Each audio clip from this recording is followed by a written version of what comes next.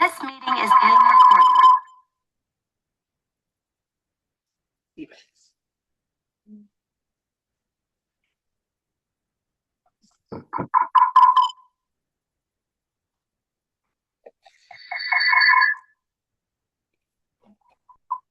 All right. Somebody is echoing. Bill, just a second. All right, so we are going to call this meeting to order. Sorry. Good. Do we have any adjustments to the agenda? All right, so let's start by approving the minutes. We just read them. Has everyone online been able to, well, Matt and Kate, have you been able to review the minutes? Yes. Awesome. Good. So can we move to approve? Need a second? Yes. All right, all in favor? Aye. Aye.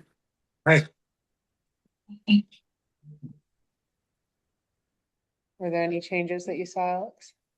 Just haven't got it through it. Oh, okay, sorry. Not see materials until.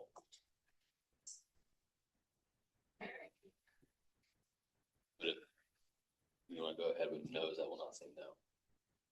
All right, any opposed to approving the agenda, the minutes? Okay. If you see anything that you feel like was misrepresented, we could certainly address that in an addendum. Okay, so moving along, we are going to general public comment. So later we will be discussing the feedback that we heard last month, but this is for just general public comment. Do we have anyone? Could you come to the front, please, and state your name? H. Travers Woodstock. Just asking sort of what's gonna go on tonight. I attended the one last month, expressed some of my concerns, and so I was just wondering what was gonna go on tonight. And I was hoping you would address my four so I could go home. Well, my plan was to go through the comments that we received last month, pretty much in the order that we did previously. I still have my copy from last week, and kind of discuss whether that's something that we want to integrate into this as written. Sorry, it's been a long day. Or, we'll discuss, maybe it's something that requires more discussion. So we're just going to go through all of those. The order that you did before. Yes, Okay. yes. So you were in, let's see here. You had some comments in 4, and then at the very end. And I understand not wanting to stay the whole time. Page 41, 52.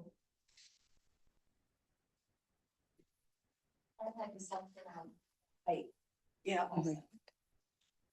Yeah, there was a lot of discussion on that. I think that's going to end up being a point of I think that conversation. was later on. Mhm. Maybe not. Okay. Yeah, that's the general plan for tonight. Okay. And then we will vote on whether we want to send it on to, does it go to select board or the trustees first? The trustees, yeah, because it's village. And then we'll vote whether or not we're sending that on. And I think that'll pretty much Have a hearing. be the whole evening, or at least I hope so. Yeah. Thank you. Of course. Wendy Merriman. Mhm. My question, I have a couple questions that having read that I didn't bring up, it's related maybe perhaps to Harry's summary. Mhm. They're triggered by Harry's summary, but I don't know if it's appropriate to ask them for clarification now during public comments, as I don't know where else it would come up. What summary, the report, the bylaw report? The, this one. Yes, yep. Okay. Yeah, I'll report back. Is that the report? I, I don't know if I have a copy. I'd say go ahead and register your questions. Okay. We may choose to delay answering them until like Okay. we get to that, but I think knowing what they are will help. Okay, great. Yeah. Am I okay right here? Can you- Go for it. I can be heard, okay. The question I have is, for clarification, I know it's been a question. And if, I'm gonna speak to what I understand and then say the question. Mhm. My understanding about, the goal of being eligible for the tier 1B status under Act 181 Mhm. is described. And my understanding is that the village trustees Mhm. had a vote before your work started to say we're interested in that, Mhm. right? Correct. Is that correct? And so it guided your work. Yeah. Is it a done deal if they voted on it? In terms of, is it still really what they want to be here? Let me finish and Right, yeah. I'll tell you why I'm asking. Mhm. My secondary or more general question about tier 1B is it's creating the opportunity for a 50 unit or smaller development, perhaps. Right? That's the main goal, where there's sewer and water. Sure. But my question is this, think there's some clarification needed. Is it that the Act 250 step is lifted just for that application? Or does that mean nothing in the downtown village would ever go to Act 250? It exempts developments of up to 50 units from Act 250 jurisdiction. So any proposal for that within the mapped area would be exempt from Act 250. It's still subject to local zoning. Subject to local zoning, but it's not in effect saying nothing in the village goes to Act 250. Only residential developments of up to 50 units if tier 1B is finalized. So it has to be new develop, like. Yeah. You know what I'm saying? It could be a renovation as well, but anything that would normally be an Act 250. So it could be new construction or renovation. So it can happen anywhere in the village, but it's not, the whole village is no longer under Act 250. It's any project like this becomes. Correct. Yes. Yeah. It exempts them from Act 250. Commercial Exempts- developments on more than an acre would still be. It Act exempts 250. the project of a multiple housing project from Act 250, not, I think there's some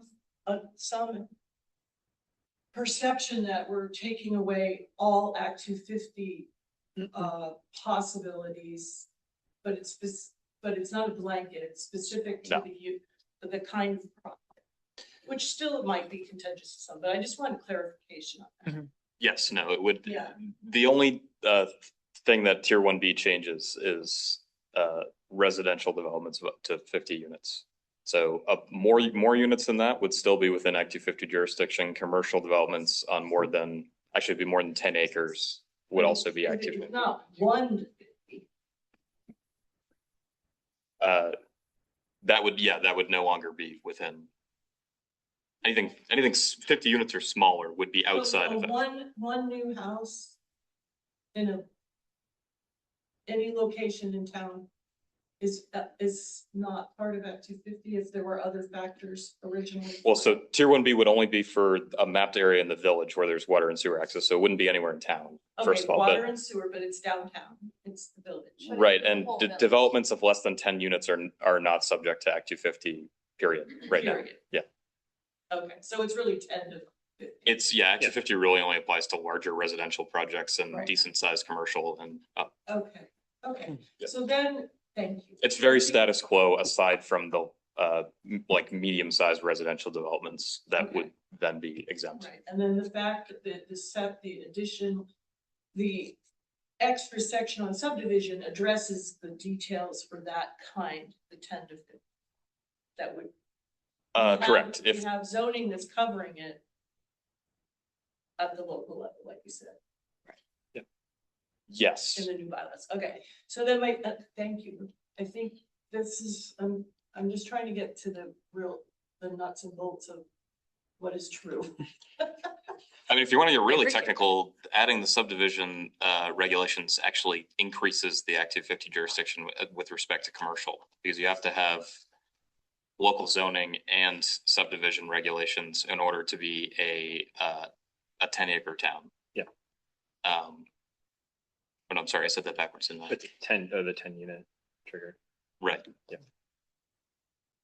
Otherwise, it would be 6 housing units would trigger Act 250. Right.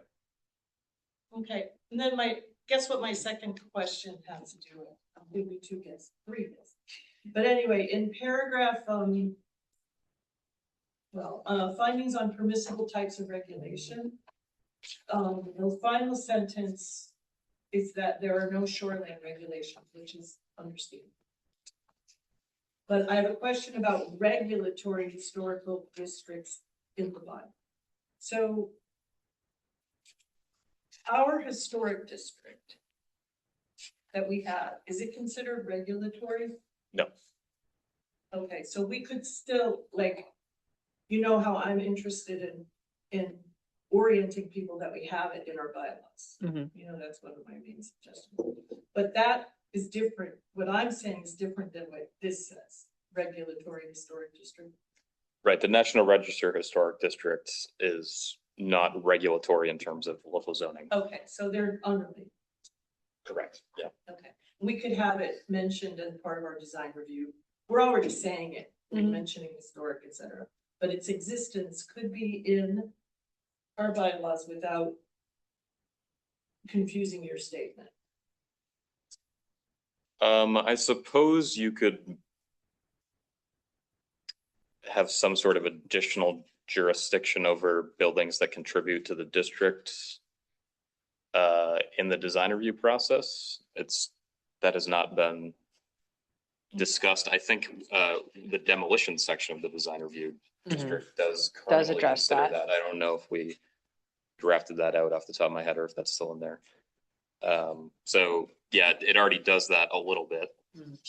Okay, But like an actual historical overlay district is not in here right now. No, I know, but, Yeah. right, we haven't got to that yet. But, so circling back, let's just pretend that, and I don't know that it exists, but I mean, let's pretend 12 units want to get built in the historic district. Mhm. And it will have an intent, a visual impact on the existence of like the 2-story federal, you know, whatever neighborhood it's in. It will really throw it out of whack in terms of its integrity and eligibility, but we no longer have Act 250 at our back to work through it and come up with a better, thoughtful plan. Is that a possible scenario? Well, even without Act 250, we still have our design guidelines and it still has to go through the Village Development Review Board, right? Like, that doesn't change. Yeah, I mean, depending on what zoning district it's in, multi-family dwelling of that size would either have to go through conditional use, so it would have to go through the Village Development Review Board and or site plan review, and it would, if it overlaps with the historic National Register district, it's almost definitely in the design review overlay, so it would have to go through the DRB again for design review as well. So yeah, it's only Tier 1B would only be taking away the Act 250 additional layer of state review on top of the local review, basically. So Right. Yeah. That's the question at hand. I'm just trying to understand what impacts are lie beneath. You know, sometimes we don't see, this is not a judgment, this is a reality. We don't always see the problems we've created. You know what I'm saying? At a time. Yep. Okay, thanks. That was my, course. thanks for that clarification. Yeah. Thank you for the good questions. All right. Are we ready to start going through notes, or wait, do we have any public comment before we begin our work from online?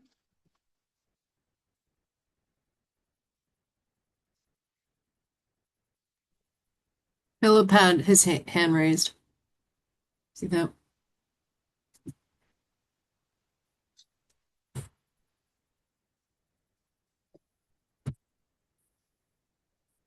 There we are. You're muted, Philip. Now? Bad echo. The reason we have two of you. Can you kick one of them out? Yeah, I'll kick one. All right. Let's try that. Okay. They want me to sign in again? All right, that sounds better. You're Okay. good. It's commanding me to sign in again. I'll just speak. Philip Newberg, 4 Church Street. I just want to reiterate my comments from the last meeting. I strongly advise the Planning Commission, the Select Board and the trustees to remove any request to enable Tier 1B status for Woodstock. At this point, Act 181 is in serious question, as most of us probably know.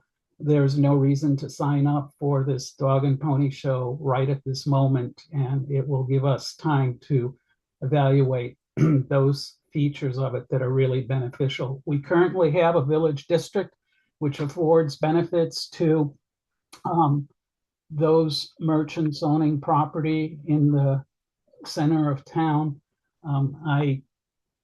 I just wanted to underscore that I am very strongly opposed to changing our current designation. Thank you. Thank you. Okay. Let us begin. Yeah, I had one noted comment that I don't see in the notes from last time. Mhm. It was actually a comment from Wendy, and I don't know where it fits in, but I wrote it down. And I think it's important to note, Wendy, I'm paraphrasing this. Are we being short-sighted? Are we rewriting our regs and loosening our regs for an overblown perceived problem that Woodstock Village actually can't physically handle? I think you sort of alluded to it just now, but I didn't see it in our notes, and I think it's an important question that we should consider tonight. Along with that, I have more notes that I'm not sure if someone who was on the phone tonight said, or who was here in person said, but it was that it's our job in this moment to protect what this village is and has become via continued stewardship over the last 200 years. First and foremost, is that we need to make sure any development that happens within the village happens within the ethos of what we are renowned for and what makes us unique and special. I feel like Wendy may have said this. But I think it's important to note that we have been celebrated as a beautiful historic town, and that's what creates our economy. So just some points that I want us to keep in mind as we're sort of looking again at the changes. That's it. Right.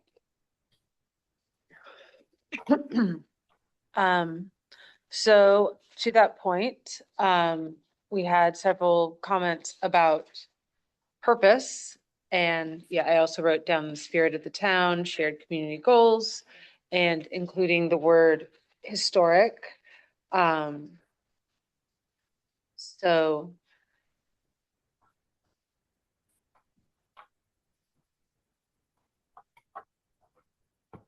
That's in Article 103. it's 103. Yeah. I mean, I feel good about adding in, a mention of the historic nature of the town.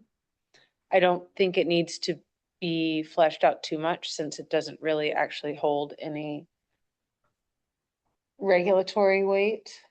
So we don't need to spend like a ton of time. I mean, it could be a sentence as simple as the village of Woodstock is a nationally registered historic district. It's just like a statement of fact, Mhm. but it calls attention to something that's important to the town, to the Mhm. village. Right, and something like that, these regulations are intended to advance our collective stewardship of such a registered historic district. Yeah. I think that's an Mm. important addition purpose, even though there are other places in the document where we do get into that. I think moving it up into the purpose section is a good idea. Oh, yeah. So thinking about how to actually like where to put the words.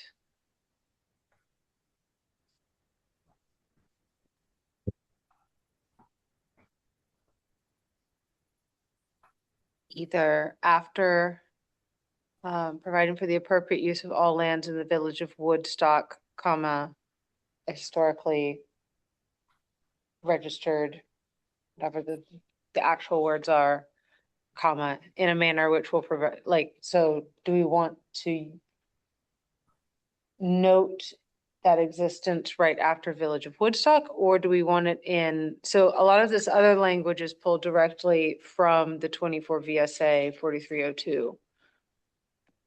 I think it's probably a separate sentence.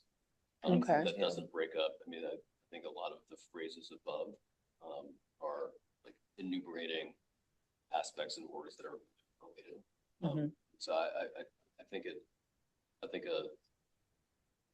separate sentence is warranted. Want to just draft something based on what Alex said? Yeah.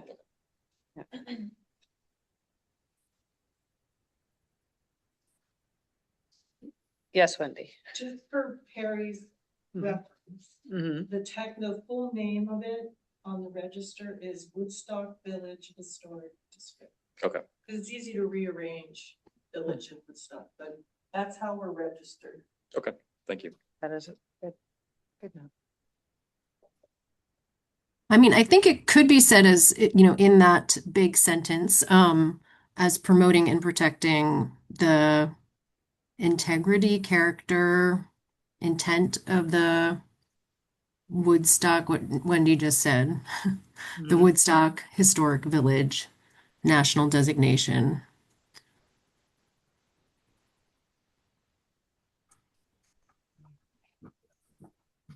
I mean, I like the use of promoting and protecting the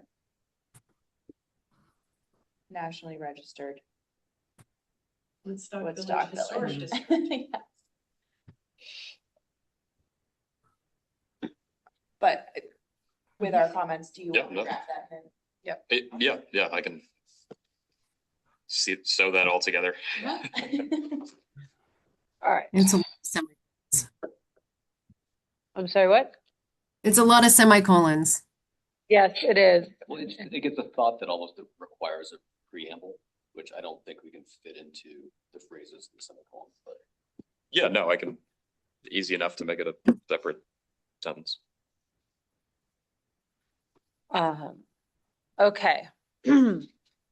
So the next up on page 9 of last month's, I'm not sure that, do the page numbers line up? We should all be working off Okay, the great. plain hearing draft, I think, Mm-hmm. not the All red right. one. So this is the building height, excuse me, question. And there was some question of existing, like, do we have examples of existing 40-foot buildings in the village already? And kind of to get a sense of scale of what already exists.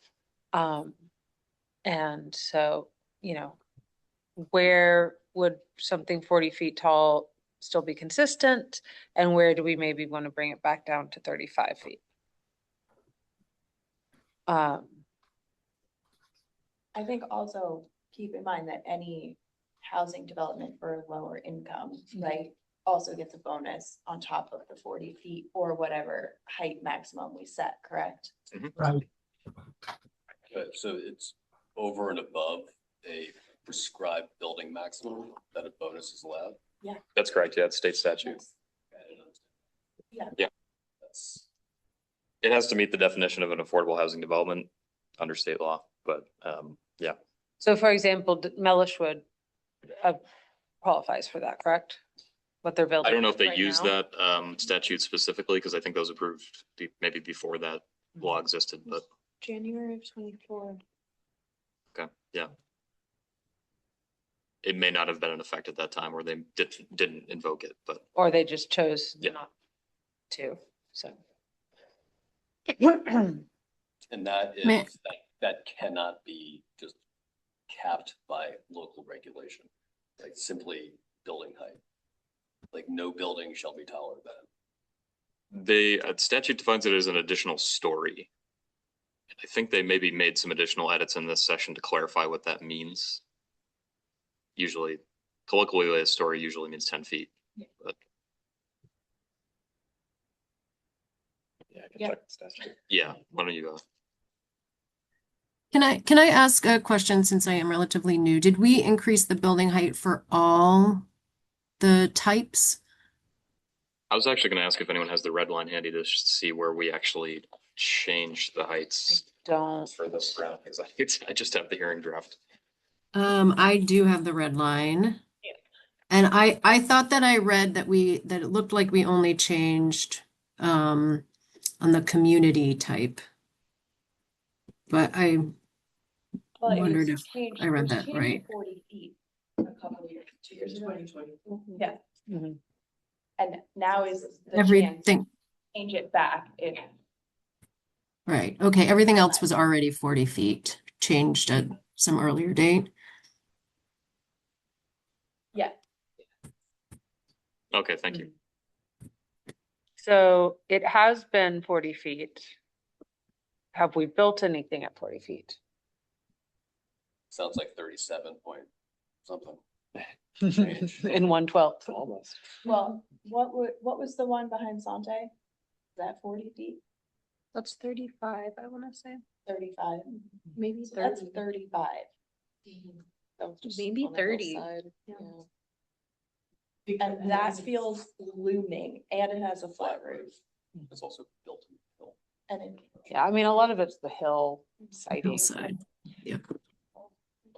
well, it's 35 from the lower side of the hill, I assume, right? I would assume, yeah. Frontage.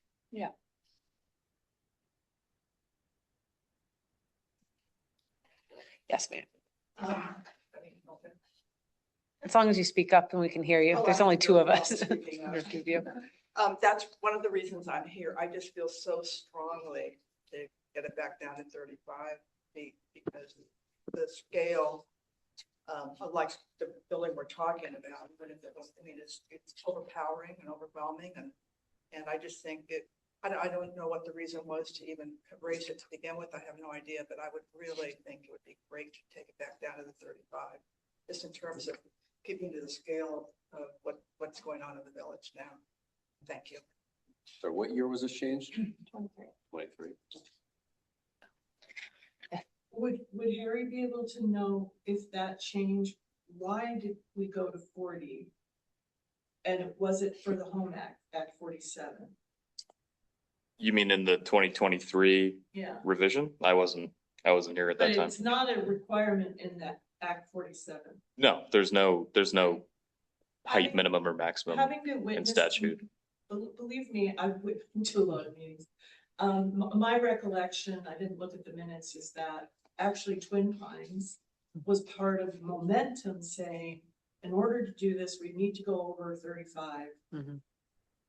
They were pitching their project and I think that the planning and zoning team office, whatever, included it in the steps they took to get up to speed on Act 47. So I think it was discretionary, but it was influenced by a need for Mellishwood. That's my recollection, Mhm. you know, but it could be slightly wrong. The project that's currently being built. Yes, Okay. because it took 2 years to, Do you recall when in the year? pardon me? Do you recall when in the year in 2023 this? You know, would you believe I actually have a folder about that meeting at home? I believe it. Totally on brand. All right. I could get back to you. I'm gonna say June-ish, June, July, but, I can't say 100% for sure. It went into effect in October. And it went into effect, right, October, so it needed to go through various steps. So there was a hearing with the trustees. I think that's what anyway, I remember them being there. So Right. it's right, yeah, yeah. So But Mellishwood is not 40 feet tall. It's 37. Yeah. But it's If I- over 35. If I can add, I was chair of the design review board and they didn't get any special. They simply responded to our request that the additional story be made to appear as a mansard roof because they were going to the limit. And this is Mellishwood or, Yes. Yes, Okay. the one that's under construction now. Mhm. They actually came to the design review board a couple times because they were teasing out designs. Mhm.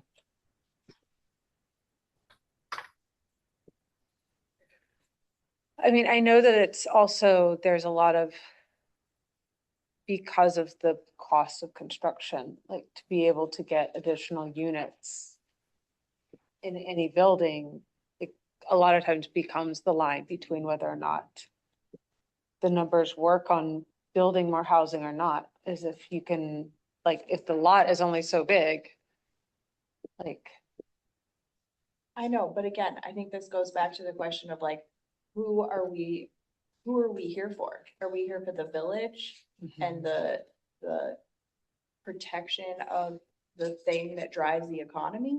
Or are we here for a random developer? I might I have think- also, I might have also assumed that the increase would have reflected the possibility of a ground floor, like a mixed use building, a Mhm. ground floor being more commercial and Mhm. likely having higher. Yeah. clearance.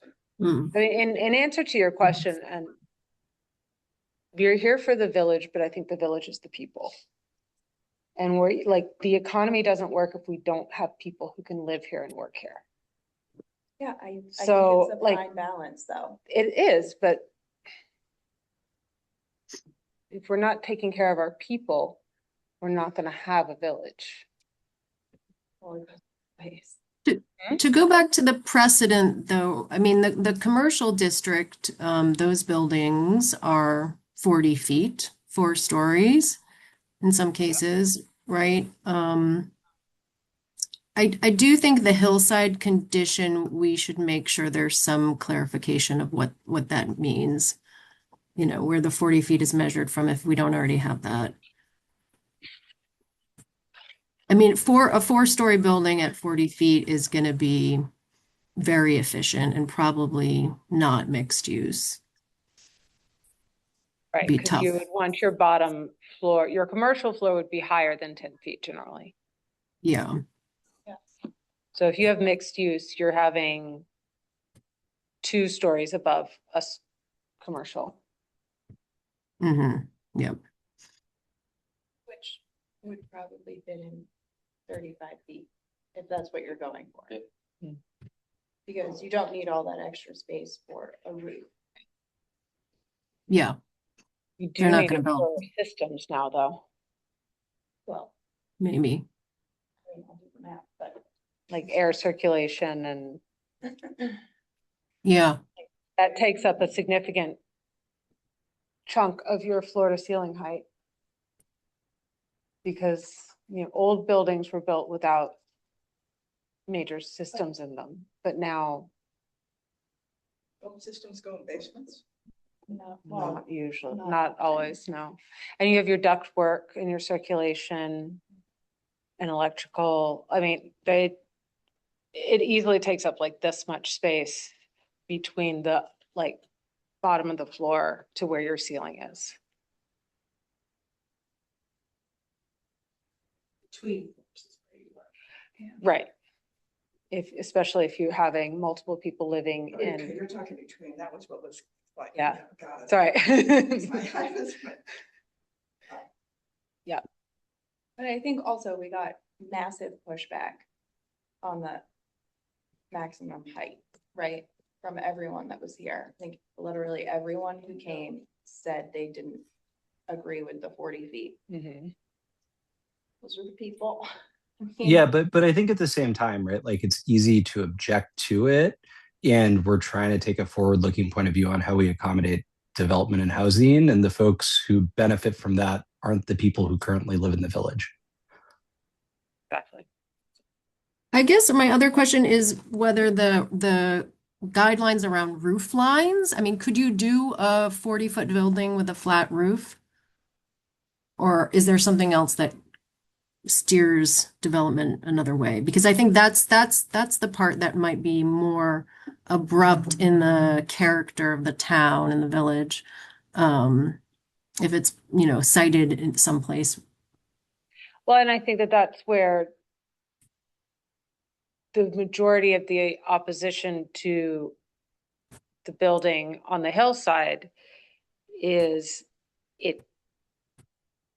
you experience it as taller because it is a flat roof. Yeah. Rather than like if the house ended and then there was all of, like if that last story, kind of like Philip was saying with, the top floor being a mansard roof instead, and it's reading as a roof instead of fully occupiable space, we perceive that as being different, even though they are literally the same height. The same height, yeah. Or I think you said the one on the hillside is actually shorter. So at that point, it's really coming down to style and aesthetics and not the There's actual nothing in the height. regs that would say, to like Kate's point, there's nothing in the regs that would say, okay, your max height is 40, but only if you have a certain type of roof. Mhm. Like you could build Mhm. a flat roof building at 40 feet. Mhm. Plus an additional story if it's lower income housing. Mm-hmm. Mm-hmm. I don't know. I mean, I think it should change back to 35, but that's my opinion. Yeah. I just think we're always going to take a measure of risk on what gets built. Like you can't have comprehensive guidelines that prevent anything bad. And on the balance, trying to accommodate stuff that matches the current downtown of like a story of commercial and then 2 stories of residential seems reasonable. And to me, that's how you get to 40 feet. And the fact that the one big affordable housing project in town needed that expansion is like an indication that this is actually working as intended, honestly. I think we just established that mixed use on the first floor with 2 stories above is 35 feet, say that. I don't know, 12 plus 10 plus 10 plus mechanical. You're landing somewhere between 35 and 40. Yeah, I think 35 is going to be very tight. Yes, Wendy.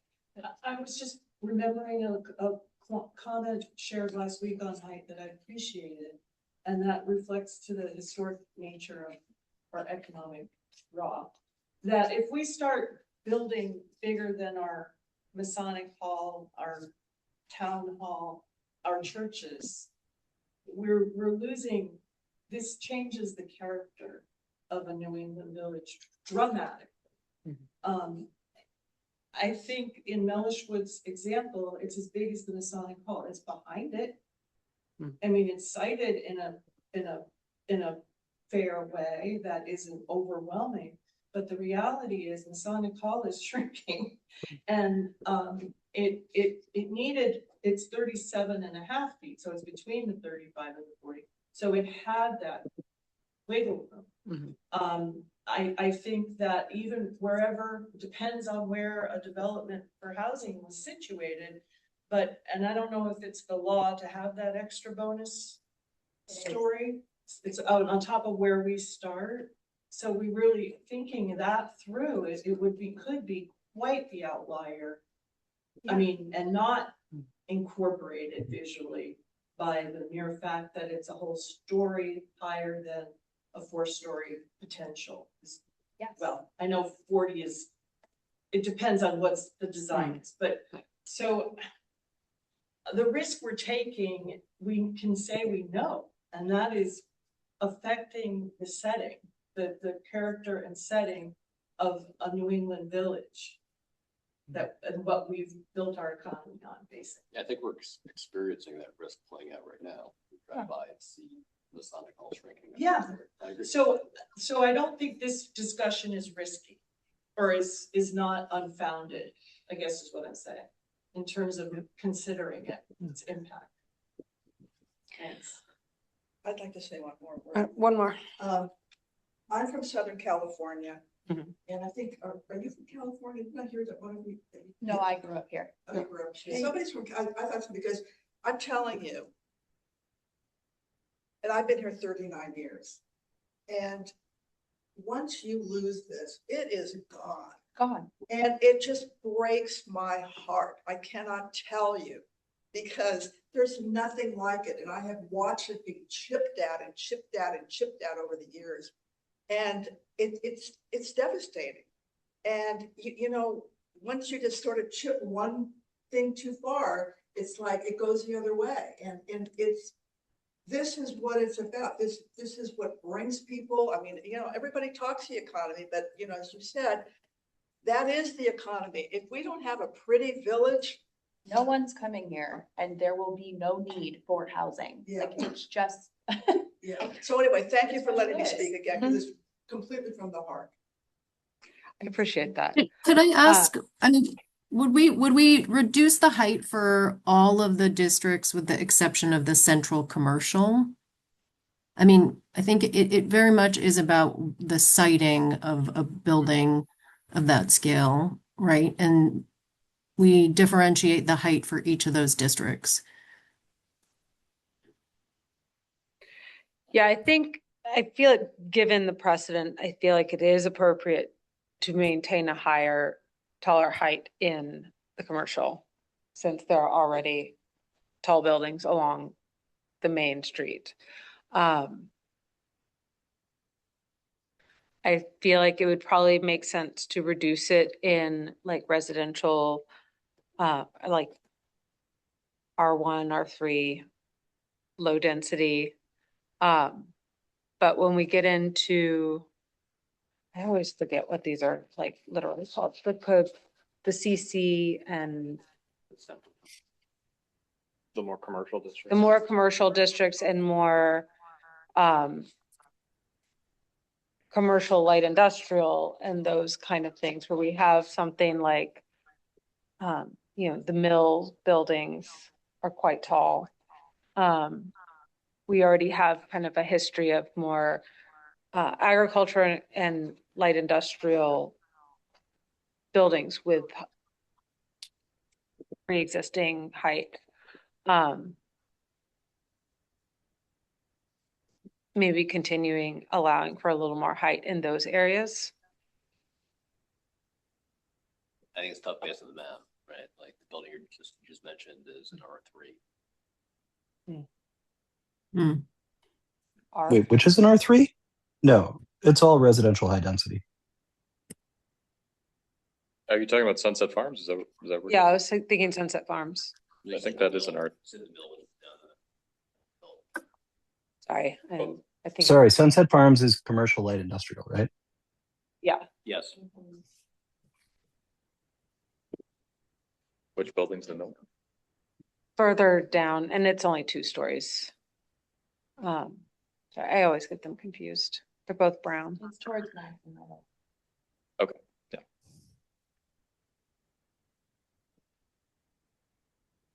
Yeah, like the entire Route 4 corridor is either commercial light industrial, or Mhm. residential high density. It's those 3 things.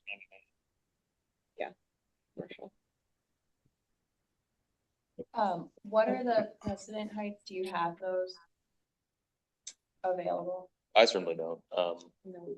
You mean like what is the tallest building in each district now? Or Well, like, what's Main Street, like, what's the height of those buildings, the old Bentley's building? oh, I don't know. Do you guys know? 40.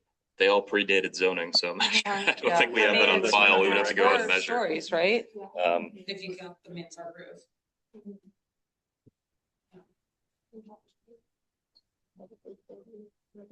And then like, how tall is town hall? How tall is the 40. Masonic temple? How tall This are is the 40. churches?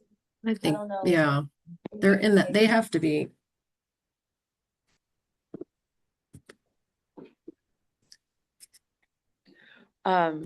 So, and then the inn is already 40 feet, right?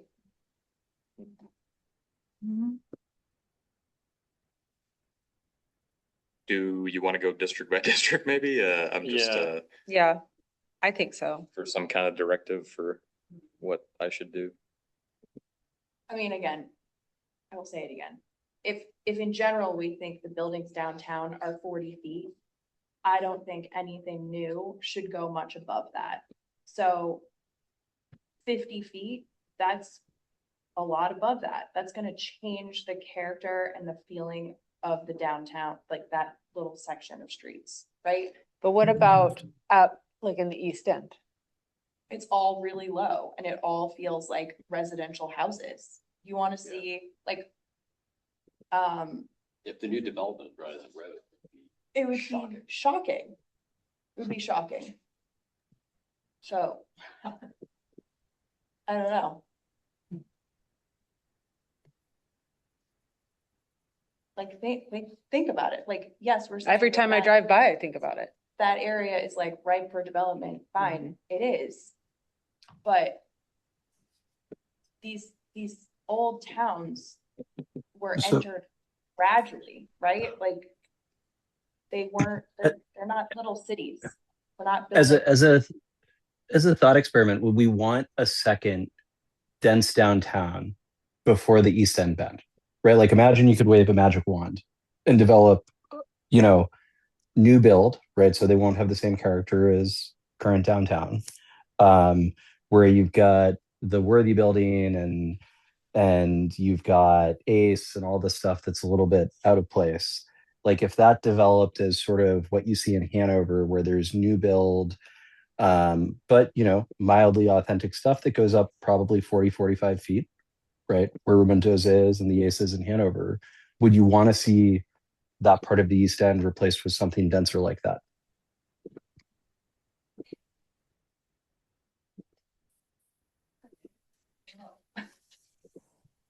I think if it was nicely done, it would look good. And it would provide more opportunities for the residents and visitors. Because I think that's the question, right? Like that's the kind of thing with strong design or you know development review board you could get. That would be the hope. But if you think that is sort of too much development for the East End, then I could see why you'd want to keep the height down. I also am fearful that like this town and Route 4 cannot handle the development that you're describing. Like a lot of us work from home. I understand that. I personally have to drive through the village several times during the day, all the way through it. So like getting stuck in traffic because there's more traffic from people pulling out of brand new buildings where there's, I don't know. It would destroy the experience, the living here. I mean, I think that everyone should think about that as well. Like, what are we setting ourselves up for? I mean, our population is actually at an all-time low. Like a And it's going historic down. low. I know, because we don't have any place for people to No, move like, to. the state is going down. Because the state's been blocking building housing for decades now. Yeah. And then we don't have a tax base to fund our schools because we don't have enough people living here. And then we can't pay We don't tax for, people correctly is part of the problem. well, we don't have control over that. We have purview over this. I know, I know. And so, I mean, the question is, how do we want this town to remain a living town or just like a museum that people visit?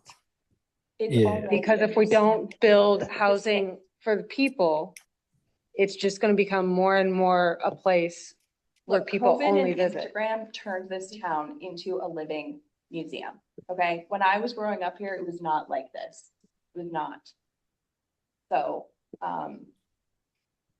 So how do that's we, already passed, you know? It is. but it's that gonna is change what it is. again. Like, these things are Sure. going to change again. And are we going to be stuck in a downward spiral, or are we going to build for future people who, you know, as climate is getting warmer, Look, I'm people are for gonna be moving out of, you know, Florida. Florida all because the it's way up there. flooding. Like, where are they going to go? They're going to come north. We're uniquely positioned to be a destination for the next 50 years. I know that. And it's terrifying. Vermont is not gonna stay the way it has been. Nothing's gonna stay the way it has been. Like, the whole world isn't gonna stay the way it has been. Nothing ever does. All right. My vote is for 35 feet. Would you like me to have a comment? Or not? The population has actually been static. For the last Since 20 town years. Has been formed since like the 1820s, it was like 3,000, like the growth pattern has been a pattern of ebb and flow for its entire life. It's a It has pattern. been going down consistently since 1960. What number do you have right now? Right now is 900. Well, you're talking about village residents? Yes, or- village, Okay. specifically village, I was- because we're I dealing was with gonna count village. that, But, Yeah. anyway, we don't have to get into the nuts and bolts of that because the village was homesteads originally, it was farms, little farms. But what I wanted to say was, why can't we, it's called cake and eat it too. Why can't we have affordable housing that's 2-story or 3-story? And why does it have to be 4 or 5? Why can't we do it? We can have more housing. It's just, we don't need to change the character of a New England village. If people were willing to build that, that would be great. No one is, But if because there's still a profit motive in the people willing to put out the money to build the houses. Like, they So- still have to be able to make money. They're not doing it out of charity. Believe me, I have looked into how to like create a nonprofit where you build houses just like at cost because we need them, but it just doesn't work. Like, people won't do that. So no one will build a 2-story development. Is that what you're saying? These days, yeah. I have no bearings on this information, but Yeah. you know,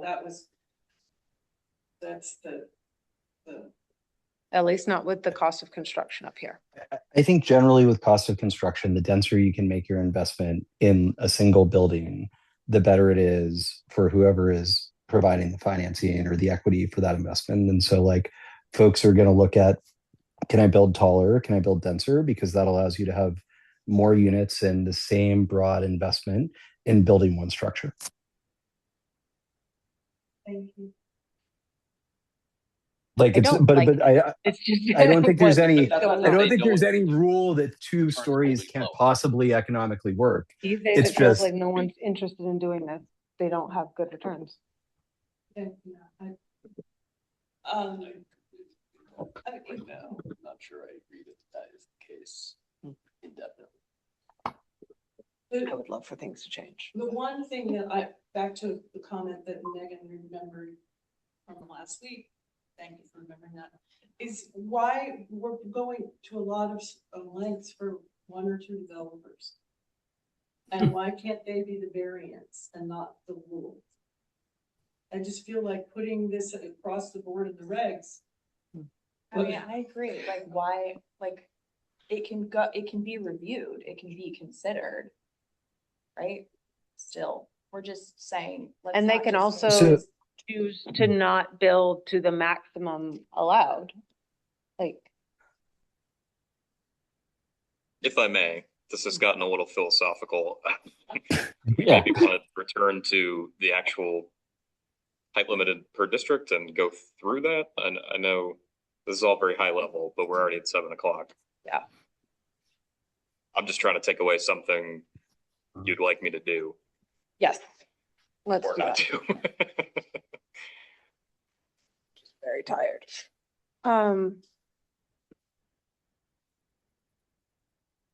Yeah, let's address the particular districts. So community is the first one.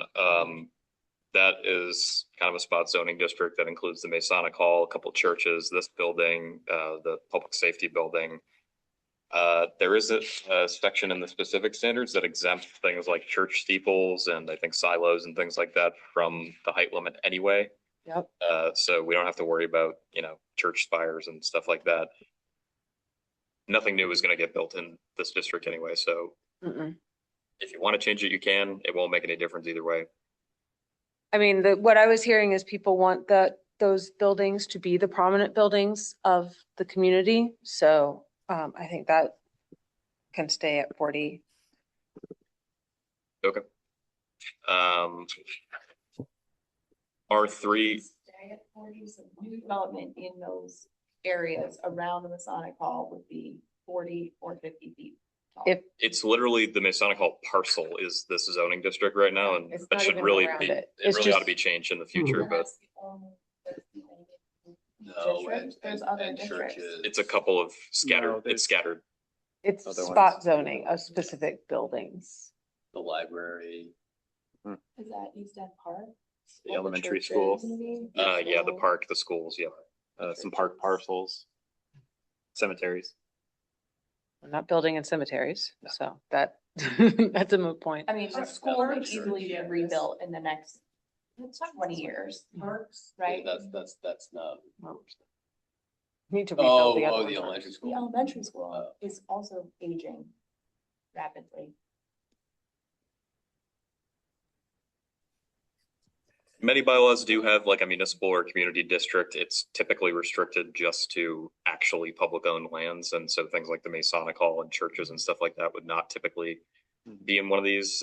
So you could argue whether or not it's spot zoning, even when it is just, town owned parcels, but towns are usually exempt from their own permitting anyway. You can do that. But in this case, I think like the in districts, this is something we should revisit in the town plan process to Exactly. maybe Yeah. undo this district as a thing anyway. But as far as height goes, are we just leaving that status quo then? Yeah, I can't imagine you're going to see. new Nothing's gonna development, get but- really added in it, so. All right, R3 and R1. I say take those back down to 35. I don't know. What does the rest of the commission think about that? Matt, there's a floating thumb from Matt, Kate or Alex. Or... Concur. Yeah, I think the low density residential, I think it makes sense to bring it down the height. Okay. Mhm.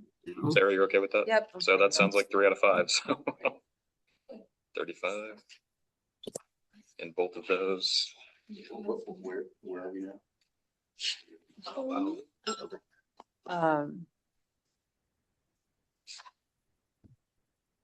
Sorry, so you left community at 40 and you're dropping down to 35 for R3 and R1. Correct. Yep. My suspicion is you can drop R3, R1, residential low density, residential medium density, all to 35 with like no impact on development, honestly. And then the interesting ones are central commercial, like commercial light industrial and residential high density. Those are the 3 exciting ones. Residential high density. Including that at 40 feet. Some of residential high density fronts, Route 4. Yeah, it's basically Route 4 from the bend to the start of the commercial district. And then on High Street too. Yeah, and Pleasant Street and High Street, like Pleasant to Elm and then High Street. And Lincoln. Oh, yeah, Lincoln too. But you're on hills. So Yeah, All right, so given the pre-existing density of those areas.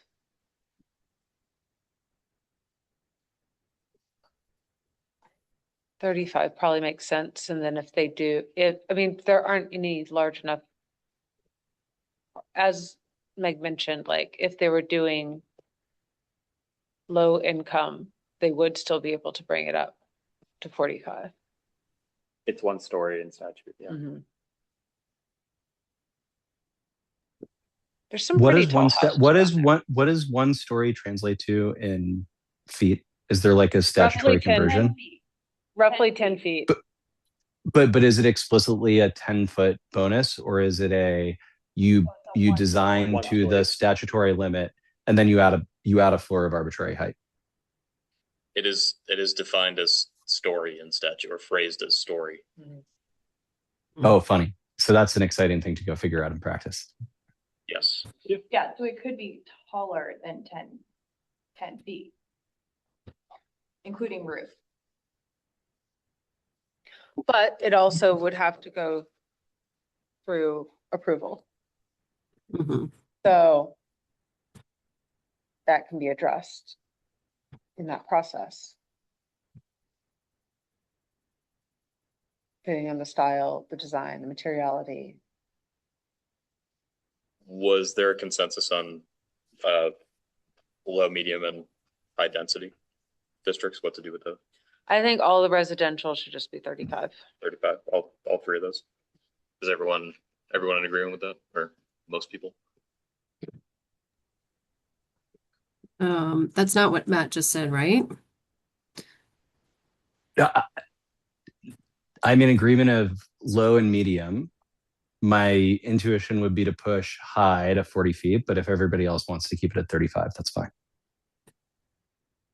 And that's along Route 4 right now. It's the Route 4 corridor. So my intuition is keep the Route 4 corridor at 40 feet. and then Street It's also too, Lincoln don't Street. forget. Yeah, it's Lincoln Yeah. Street. It goes Lincoln up Street the also. hill quite a bit. And I think that's Yeah. where it becomes tricky. That said, it's also, there's not a lot of just open lots in there. So that's not going to be our prime. No, but redevelopment, Development right? focus. Like if you have a residential high density lot, you can put a number of units on it. And so like, I wouldn't say that an existing house, like if you find a big lot, like residential high density is up to 10 units per acre, I think. So you could actually have a pretty compelling development case on one of those lots. So look, I'm fine. If everybody thinks that should be 35, totally fine. I was just saying my gut is 40 for that.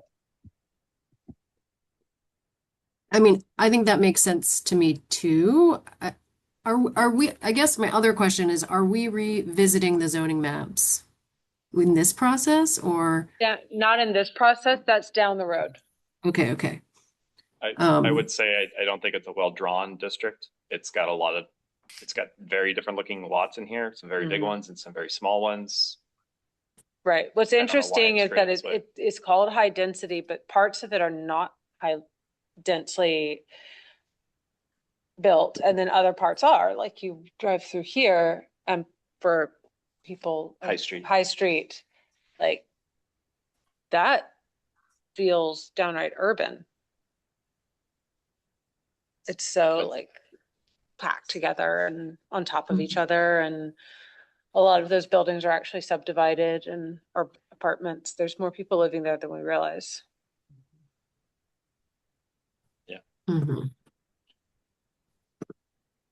When we Yeah, do the town plan update, we can Mhm. revise the zoning We'll districts. clean Okay. that Okay. up, but I think I think that makes more sense then. I mean, Lincoln Street doesn't seem to make sense to be residential high density.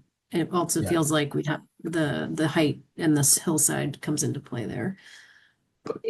Pleasant Street, Lincoln Street, and High Street all being density equals does not make sense from a map perspective, right?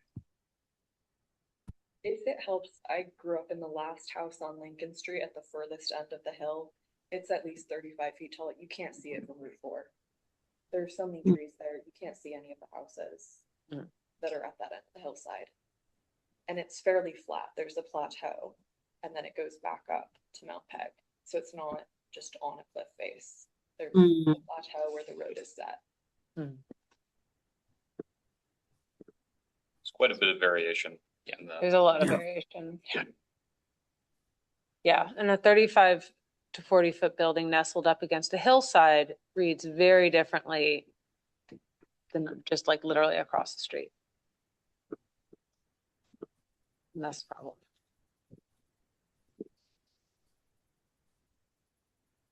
Did the setbacks change in the residential high density, I guess? Did they change from the current bylaw? Is that what you're asking? They are different, right? They're different than the residential low density or the medium density. They're the same as medium density. They are not. Medium density and high density has very few differences, which is super odd. Okay. Yeah. There's just a slight difference in the minimum lot size. Yeah. Well, I mean, I think that makes, what was just said true, right? That if you have a larger lot and a higher building, right, that's different. That's a very different situation than up against Route 4.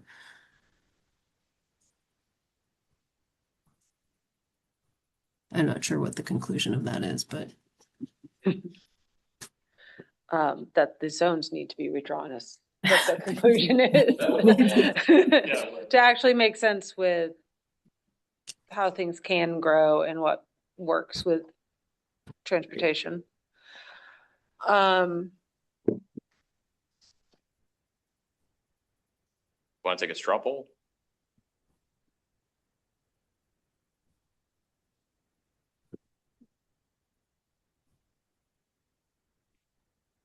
Sure. I just don't know how to break the Yeah. deadlock. Mhm. Who's in favor of reducing it to 35? Okay, I see 2 in the room, and Kate and Matt, where do you stand on that? for the residential high density, Yes. I would keep it at 40. Okay. I Sarah, would keep it then- at 40. Sarah, would you keep it at 40? Yeah, I mean, that's what makes high density, high density. Okay. I mean, in one dimension. Because the lot sizes are already constrained in the other direction.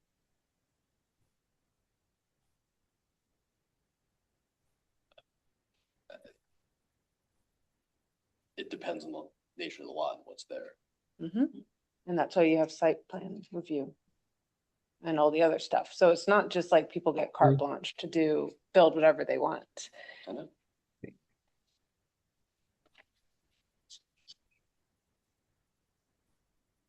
Do you want me to keep going? Yeah, let's go. Residential office, that is another kind of spot zone district. It's like, there's not many. It's a very short stretch of Main Street right at the crook of, like where it turns off of Pleasant Street. And then there's like one parcel on South Street. Yeah, it's. Yeah. It's Next to the school, correct? Yeah, Like the maybe, one house next to the school. 6 lots or so maybe. I can't imagine there's gonna be any redevelopment of the things that are already there, but keep it at 40, knock it down to 35. It's surrounded by resident. You treat it the same as high density. Yeah. 'cause Yeah, it's- club it into high density. That's Okay. the right. Yeah. Great, we'll leave that the way it is. Central commercial is the next one. That's already tall. That's already tall. Mhm. Everyone want to keep that at 40?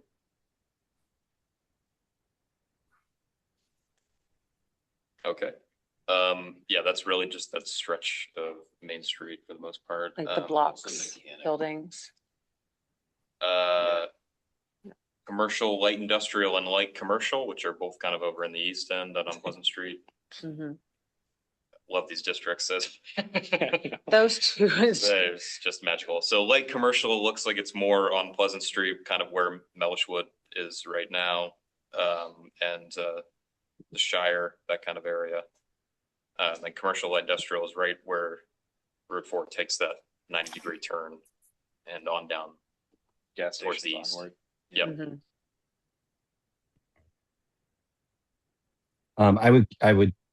To me, it's like, I would just keep the Route 4 corridor at 40 feet.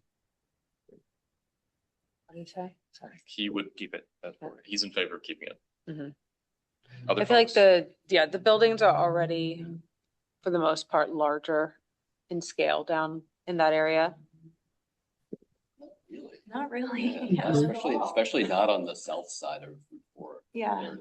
They're On the east end park side of Route 4. Like between, like down by the Max. Those are all houses essentially. Those bookstore. Garish, Yeah, all exactly. really- Garish, all very Sunset large. Farms, the Yeah. bank, or They're all like antique houses. the houses aren't. Why don't we in just straw pull it village. rather than spending 10 more minutes on it? Sure. Who's in favor of lowering it to 35? Megan and Alex. Kate, do you want to keep it at 40? Yeah, I might change the zoning when we get to that. But yes, I would keep it at That would help 40. a lot of things. Yeah. Yeah, okay. Yeah. And Sarah and Matt also want to keep it at 40, I gather. Okay. Mhm. Yes. So that covers both of those. And then in another spot zoning district, which is pretty much the inn, and then what used to be the Blue Horse Inn. Mhm. And I think that's it actually for the village. Village Inn. I think there's like 6 inns in the village. But I don't think the inn district covers all the inns. It's weird. Yeah, It's it like doesn't. a small number of Right. plots. Just, That's Blue there's Horse. another, oh, okay, Blue Horse was it's in district. There are other inns in the town, I believe, right? Yes. Mhm. District inns, yeah. Yeah, I was wondering if there's anything over there, but no. So yeah, it Okay. is No. I think pretty it's much just those two lots. parcels. So I guess the question would be if the inn wanted to build something, why is my phone on? Like an addition on their building that is consistent with the height of what they already have. Yeah, so that would affect Mhm. this. Of course, as we know, they do have a open Act 250 permit on that property, so anything they do has to go through Act 250 again, but Right. yeah. You don't have to regulate to that, of course. I have a question. Did you keep it at 40 across the block, across Cross Street, across from the elementary school? Across from the elementary school is the inn. That's in That would be district. the in district, yes. They kept community at 40 feet. So community is Valefield Mhm. Yes. Valefield is also in community, yes. and an elementary school. Yep. And what about the houses in between the inn and the element and Valefield? That's covered by the inn. That's and in, the that's district. in district, So because that, they're owned by they the own inn. all that property, that whole complex can be Mhm. on 40 feet. Yep. Okay, I'm just telling you now, there's gonna be a lot of pushback. To the front of the trustees. Just saying. How tall do you think the administrative building is?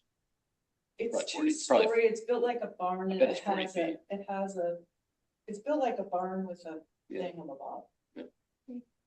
So I'm opening up a big, Yeah, I mean, for anybody who owns a house. Then suddenly they can have this, sorry, I'm getting out. This thing next to it. I don't think it affects, go ahead and make that one 35 Mhm. for now. Okay, well. You're the swing vote, it sounds like, so we'll change it to 35. Uh, Justice Roberts. I would totally be Kagan. Okay, well, that's all of them then. Okay. Take it away. And, sorry, I wanted to find. Why is this not coming up?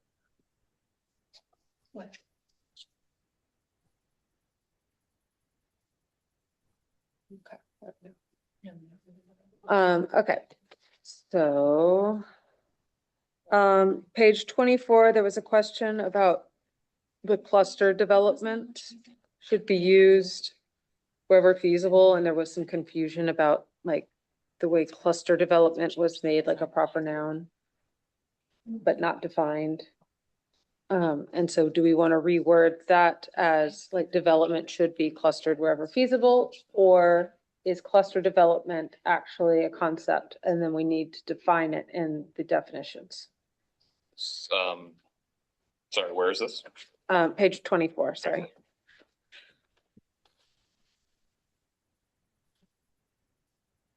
It was just a lack of clarity that was confusing. Yeah, clustered development is a technical term. I don't know if it Okay. needs to be capitalized, but we can throw a definition in there. Yeah, okay, so if we just put the definition in our list of definitions, I think that would just clarify things, because I think Can it's do. specialized.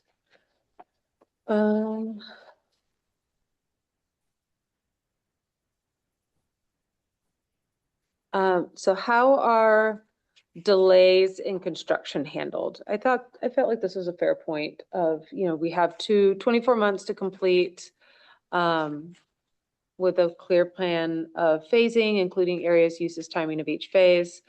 But as we know, delays happen, weird stuff happens. How do we like kind of properly build in like a delay is coming? How do they notify the town? Like, here's what's coming up. We're going to need an extension for another 6 months or year. Here's our reason. Do they post a bond? Like, how do we manage that? How do you guys handle it now? Well, the language is you have 24 months to make substantial progress. It doesn't Okay. mean have necessarily to mean complete. completing it. Okay. And I would say, Molly can correct me if I'm wrong, right now, it's kind of common sense based and Mhm. working with applicants, whether it's clear to see if somebody's intentionally stalling or Mhm. is making a genuine attempt. Can I just say I like the vagueness, honestly, just because it allows us to be a little flexible if there's something, but somebody doesn't just hold an option open forever to build what they want, honestly. Then they'll get in trouble with the lister's office anyway. Yeah. So, Typically, after 2 years, you reach out to see if they're ready for their certificate of occupancy inspection, if they haven't already reached out to ask for one. Okay.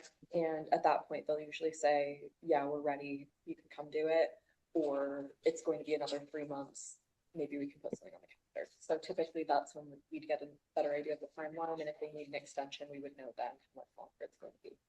Great. Was this regarding the comments here on page 26 about the PUD phasing plan specifically? Yes. Okay. Yeah. So that is, of course, that's specific to Specific PUDs to PUDs, rather than right. just any other permit, but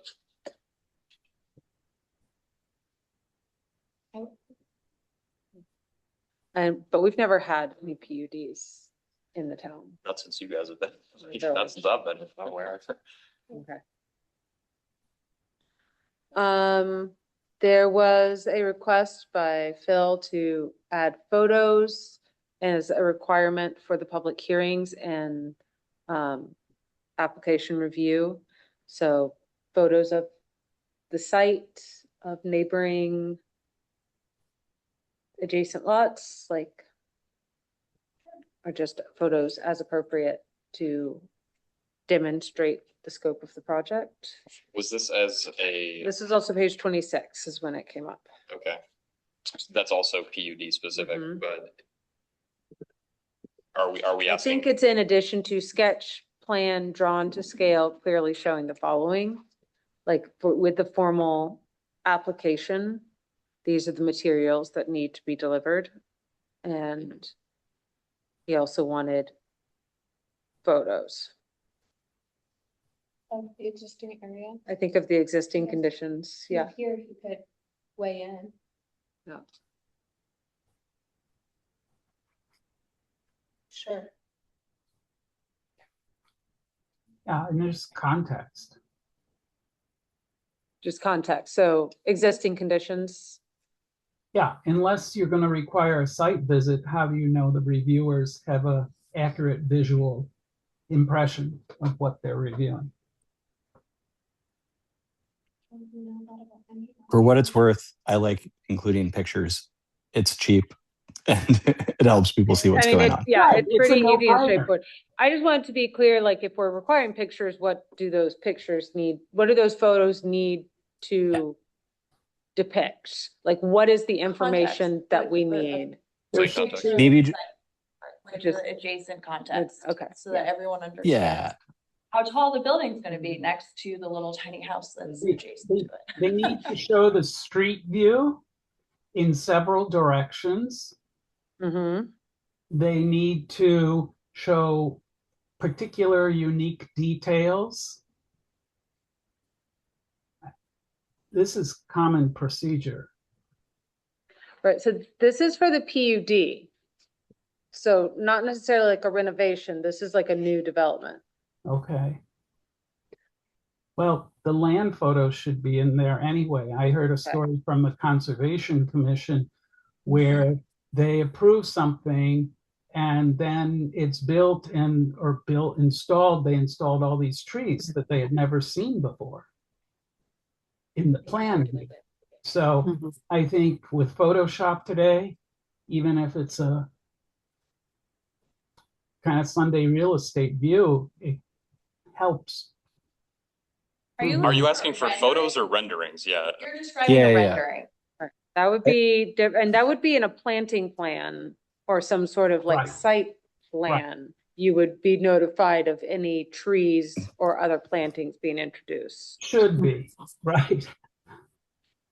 I mean, But there are you is looking that, for- I think for Are the you look- existing site photos, Philip, I don't know what your intent was, but I do think, there is that whole clause about the preservation of planting, not disturbing vegetated buffers. So I think if there's site photos in each orientation and street views, if there is a street, Right.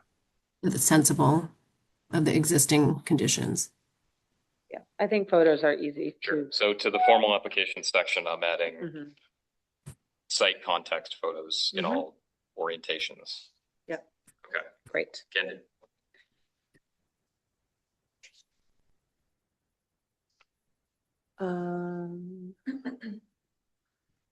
So there was Wendy's request to include Woodstock Village Historic District as a separate overlay, but that's governed by a different. So I think just mentioning historic in the wording. I think we discussed that can't be like legally added as a separate overlay district.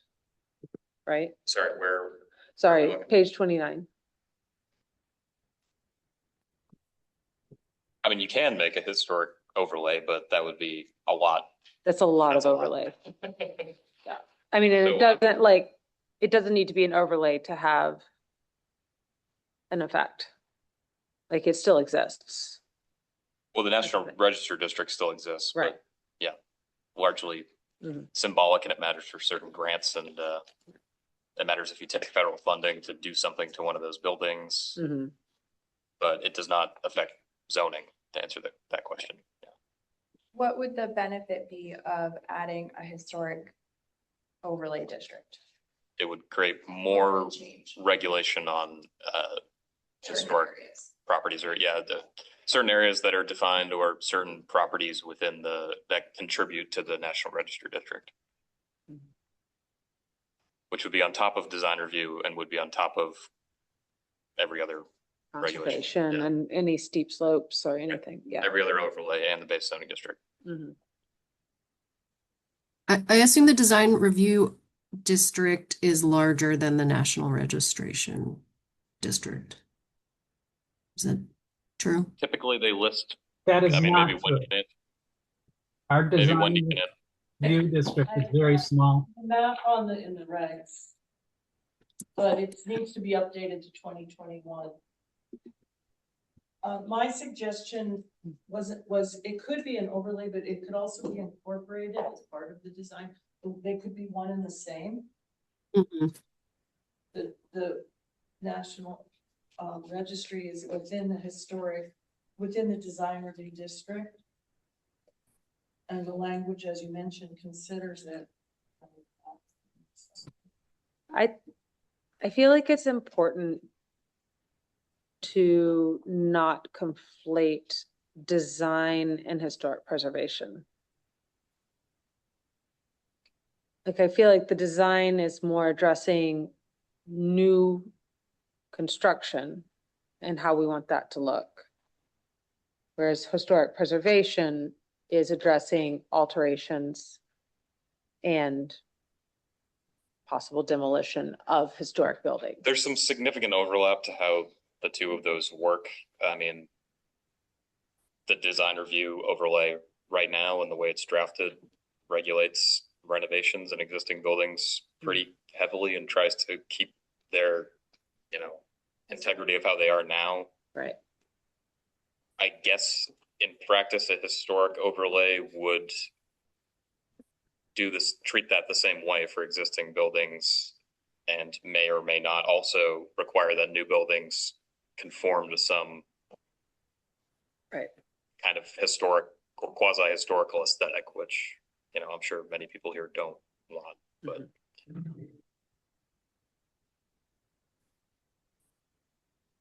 Whereas the new construction treatment of design review right now is pretty basic. It just kind of sets some guardrails, but it doesn't define a particular style or say it has to look exactly like this or whatever. But you could do that with either design really or historic. And that would be regulatory. Yeah, to be honest, I don't think it would function all that differently from the design review district right now. In practice, yeah.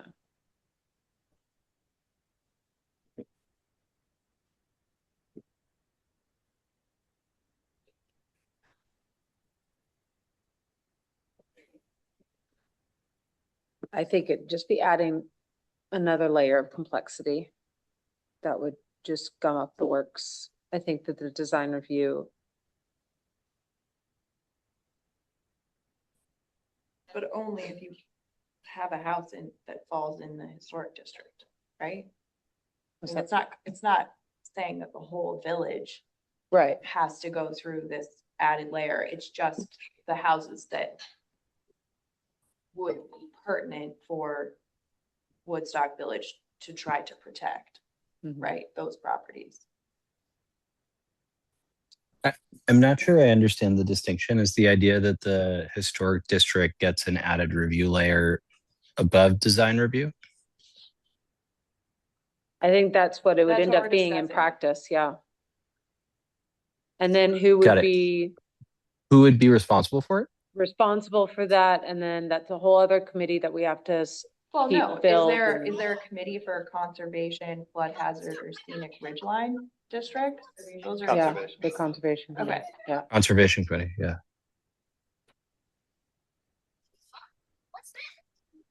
I would not create another committee. That's my vote. Yeah. The express purpose was to try to streamline this, so that would just be adding yet another stop.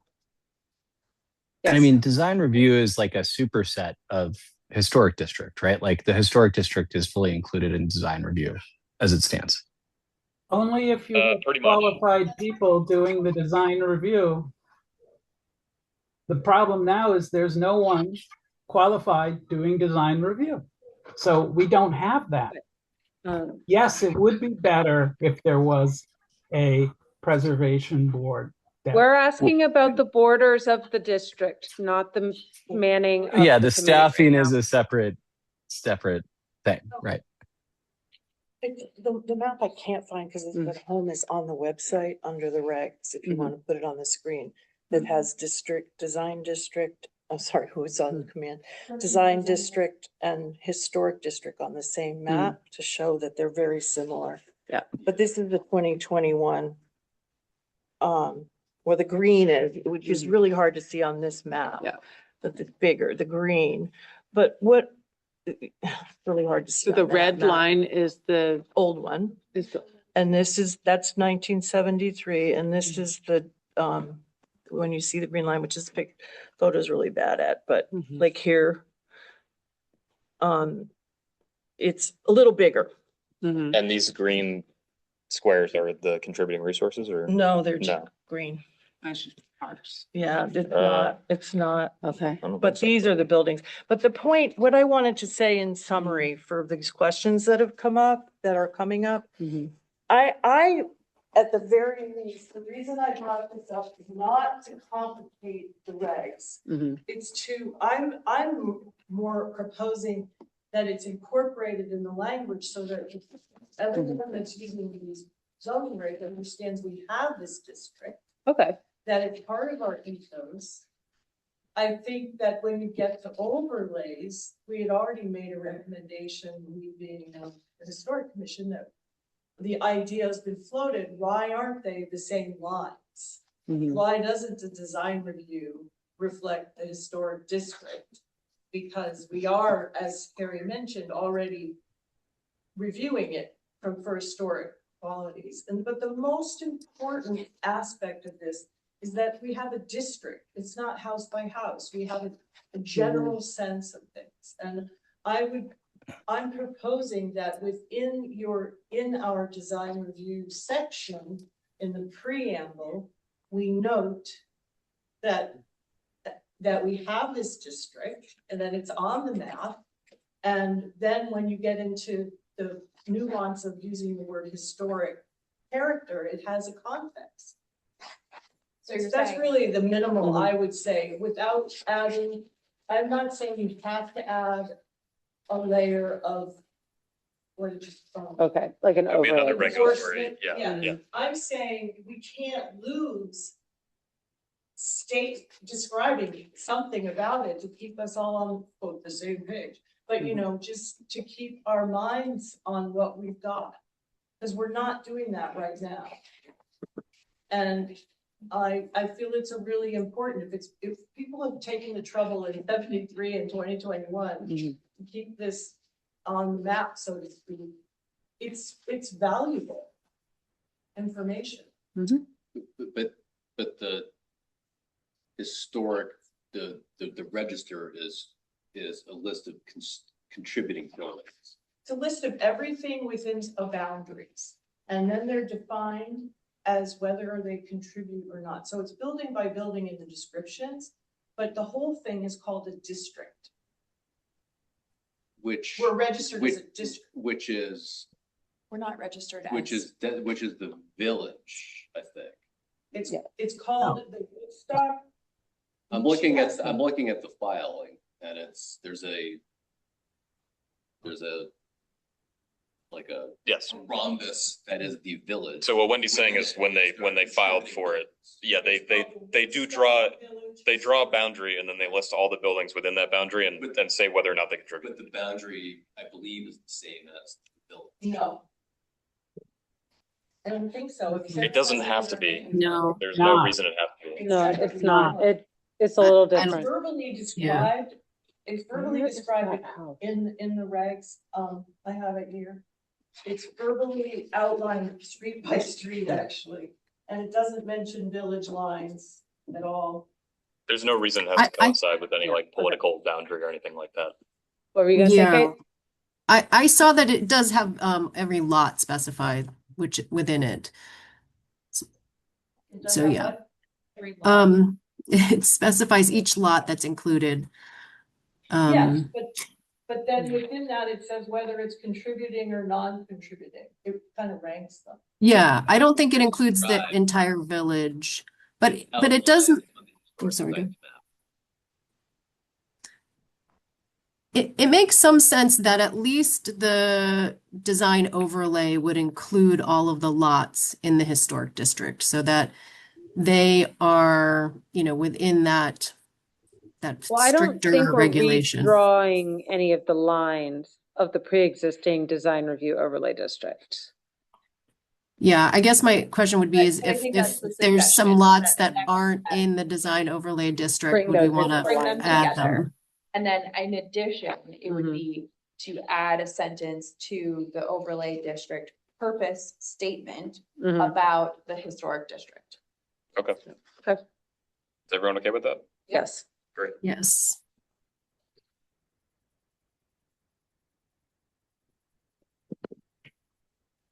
It's 1:45. Moving on to page 40 in our design review overlay district. Bill recommended that on 405B1E, alteration of roof line or chimney or the addition of skylights and or dormers. If we can add dormer language, it's fine. Sorry, one more time. I was getting cut up. Yeah, sorry. So page 40. Yep. 405, section B, E, B1, little e. Alteration, like one of roof line or chimney, addition of skylights. And he wanted dormers included there, which makes sense in that category. Installation of an illuminated sign he asked for any new exterior signage, but I think that that's already covered. All signs have to be. Yeah. In a design review district, have to be given a design review. Okay, so that's already, Yeah, the statute, it's the erection of any sign or alteration or design review. okay. Also in statement of purpose for design review overlay district, requested that we strike the phrase encourage faux historicism. Okay, do you want me to do that? Everyone want me to do that? Yeah, it's kind of a weird phrase in there. I mean, I think it makes sense though. Like, we're not saying that we want faux historicism or any particular style, right? mean, I think it does not mandate any particular style, Is covers sufficient. like Yeah. faux historicism. Right. That's not a real architectural term. Yeah, I know. Sure. Agree. That's why I just, it's kind of, A little subjective. right. Can I It ask one just- question? Yep. Philip, is there a way to express that is a more precise architectural term? Or is it like too nebulous to capture simply? I'm just curious.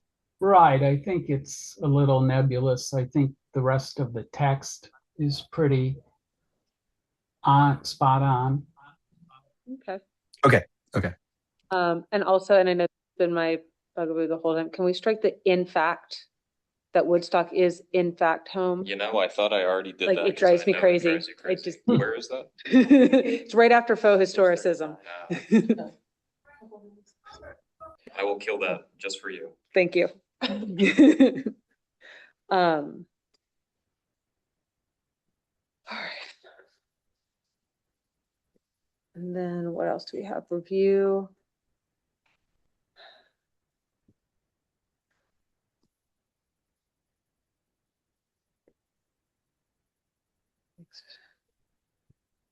I don't want to open that can of worms right now.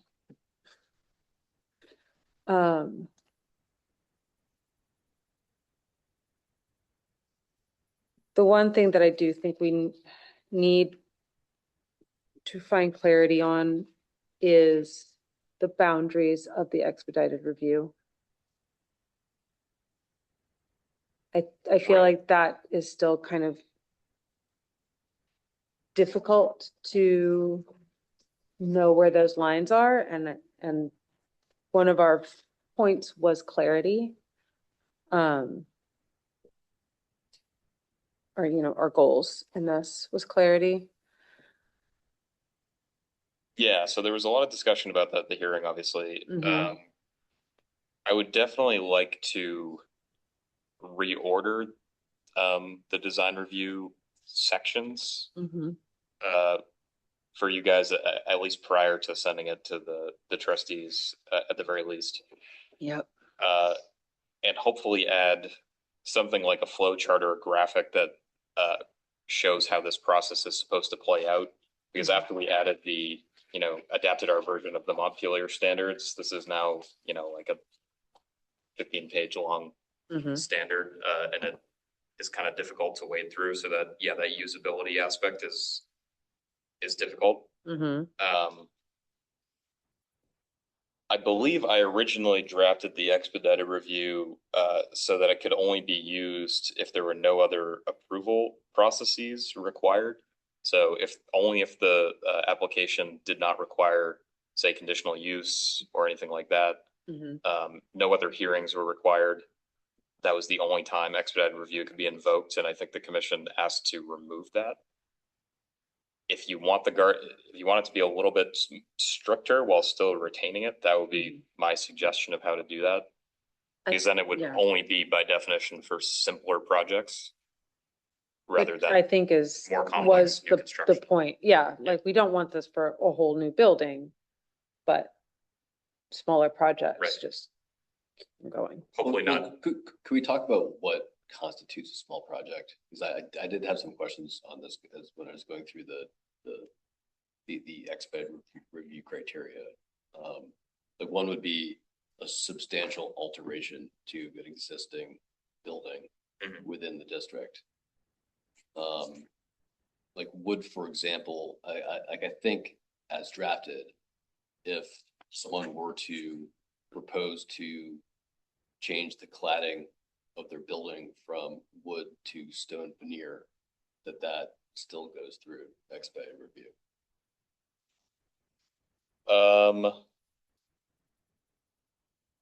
As written, if that alone was the only thing they were trying to do, then it would still be eligible for expedited review.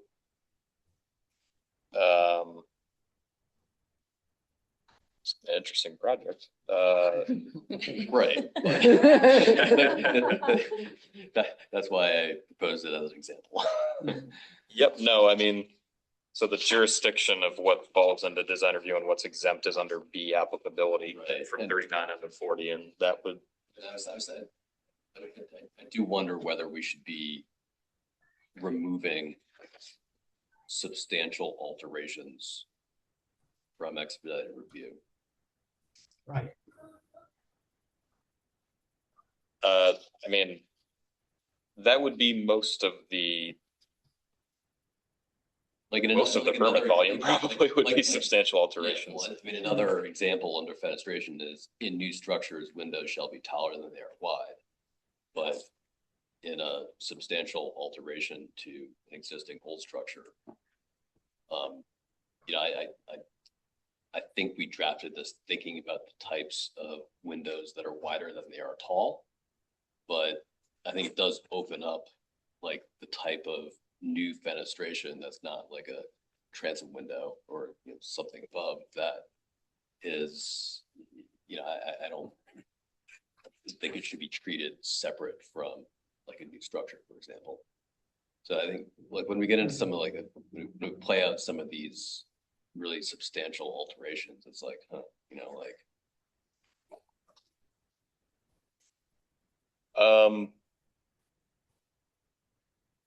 yeah, I mean, substantial alterations is phrased that way in opposition and as opposed to things that are not substantial, which are exempt. So, I mean, there's no distinction between like. Right, we're saying this list on 39 to 40 are the buildings that need to go to design review, right? They don't Correct. they don't follow the expedited path. Not necessarily. and like I do trust that in the case of someone proposing to change the cladding of their home from wood to stone veneer, that would be handled appropriately by administrative officer. I just Well, I don't think that- it's going to be though, right? Like No. The first that section, would go to No, they- design review. yeah, like the first chunk is what types of projects would require design review, and then the next one is a checklist of what would make you eligible for expedited.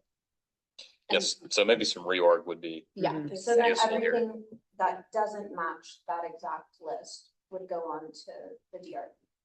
Yeah, so Okay, exterior. well, under applicability, it says VDRB or AO. Right, because either of them could do design review.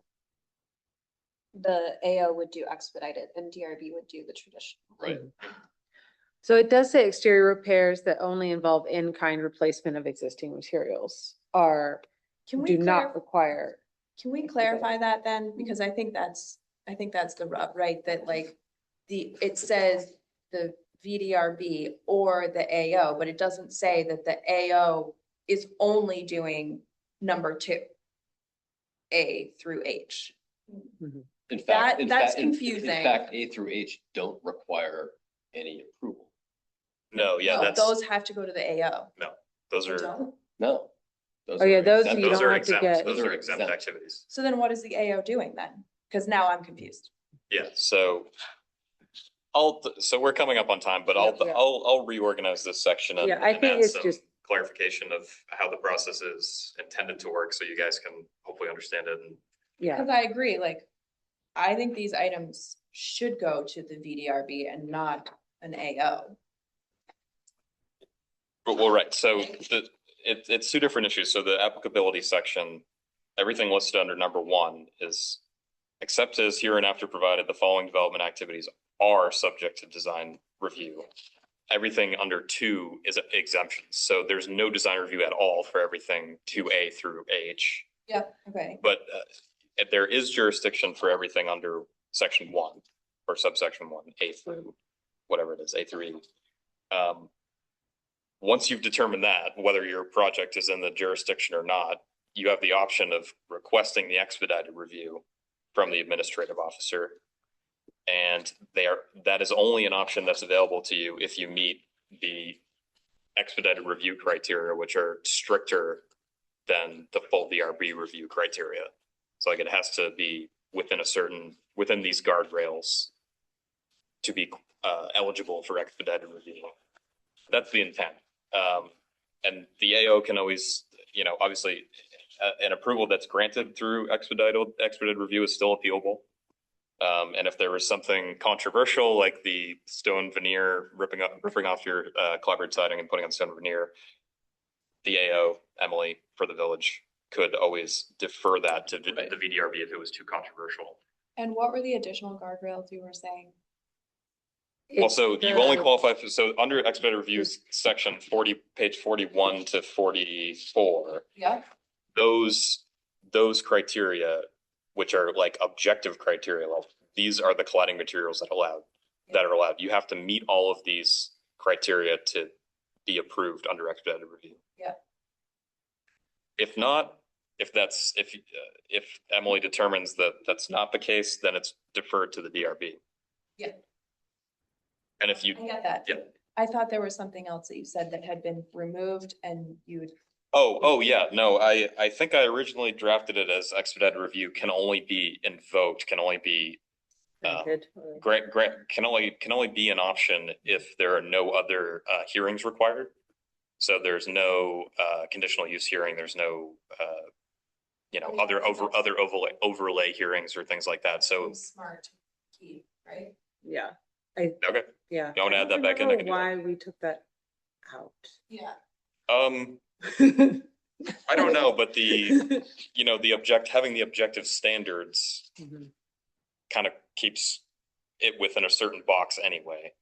But this, adds an additional layer of only more minor things are going to be able to go through that. I think the idea when we started talking about the expedited review was that it would be for like minor things that like didn't need to go through a lot, like to keep the repairs and the little things easy so that the VDRB can focus on not jamming up the DRB with lots of hearings for Of people little things. painting their house or whatever. Exactly. Yeah. A suggestion with the word exempt being to confuse people, because I think we almost went down the path that you were saying exempt from permitting, but that's not the intention. Everything needs permit. Not What kind? interior renovations Well, don't. no, I know the Yeah. interior, but I mean, in between expedited still needs a permit. Yes. Right, Yes. that's not where So the word exempt was confusing, maybe. That was earlier when they were talking about the types of projects that don't require design review. Right. Right. But Any there's a design sentence that everything needs a permit, these are the kinds, or this is how you get it. Wait, but there are a set of things that are truly exempt, right? Like in-kind repairs with materials. You don't need a permit Yes. for it all. Right. Switching out your windows, like, right? Changing rotten boards, stuff like that. That does not require a permit. Right, it's the stuff on page 40, interior Right. renovations, exterior repairs with in-kind materials, exterior changes that can't be seen from a public road, et cetera, et cetera. Yeah. Thank you. Yeah. And those should remain exempt. We want to be careful. Yes, that is true. But we will clarify what is But available. I just go back to the checklists that start on page 42. Mhm. And I recall the brainstorming and creation of these checklists as primarily based in what type of new structure would we like to see, Mhm. right? Like, how do we streamline that versus applying to like substantial changes to existing historic buildings in the Mhm. district? And so that's, I do question the applicability of expedited review. Mhm. So can I give a practical example? I had to go to design review and VDRB to put a 1/2 square foot vent fan port in the side of my house that was painted to match the house. Do we want that to go to a full review? And Right, it probably. and we should have, $300. but Matt, if you decided that you wanted to like change your cladding from wood to stone veneer. Totally agree. Violent agreement with you that should take significant review. I'm to capture the intent. Let's not I just want us to see that there are a set of things like that could very reasonably be mediated by an AO. Does that make sense? Yes.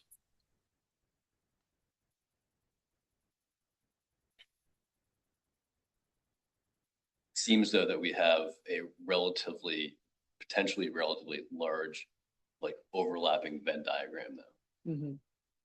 So the way I would manage that just is anything that goes to expedited review should also be sent to design review, right? Like when it's received. If design review objects, they should send it to village development review, and village development review can pull anything they want to out of expedited review. So you've got a backstop. Does that defeat the purpose of expedited review though? No, you're deferring to the judgment of the development review board, right? Which is if something is out of line with the things, like we will send all of the expedited review packets. People can look at them if they want. They can reject if they want. Then one of the boards has to go double check that it's not being inappropriately accepted, right? And so you still get expedited review, but you have a backstop. I would say the fact that the expedited review is appealable would be the main backstop. Yeah. So if Harry, if that accomplishes it, then I'm fine. All I'm saying is right. So your point is, hey, abutters will get notification of an expedited review. Abutters, and it's going to be. Does it get published for? Like, is there any way for non-abutters to know what's happening? There's no requirement for a butter notification for expedited review because there's no hearing. But all permits issued are in the newspaper and publicly available. I will say that the thing about filtering it through the AO, the zoning administrator, is that that's typically how it works for all permits anyway. They come into Emily, she determines if they're complete applications, what hearings are required, what jurisdictions it's in, and then But my only point is, how is something appealable if you don't know it exists?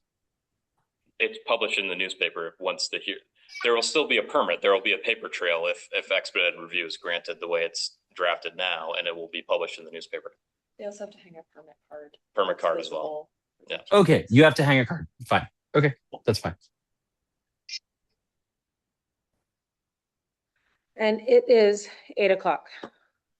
Sorry, that was extra slow tonight, but so I think the main thing is just clarifying, like really cleaning up the language about how that works. I'll drop some kind of visual Mhm. chart or something that will. Yeah, I think that would help. Yeah. And then adding.